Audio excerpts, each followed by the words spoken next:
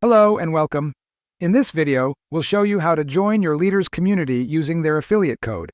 As a merchant, you have the option to register as part of your leader's community. To do so, you'll need an affiliate code provided directly by them. You can get this code in two ways: directly from your leader or affiliate, or from their installation link.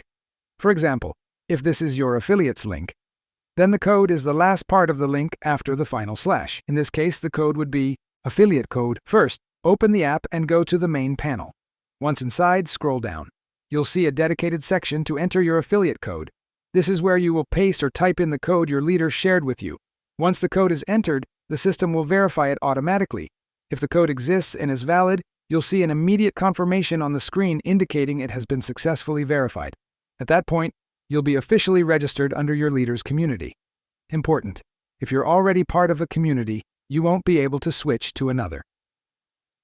Affiliate registration is a one-time process and is permanently linked to your account. Once you've registered correctly, the option to enter an affiliate code will no longer appear. Instead, you'll see the name of the community you belong to. Now, if you don't see the name of a community and also don't have the option to enter a code, there may have been an error.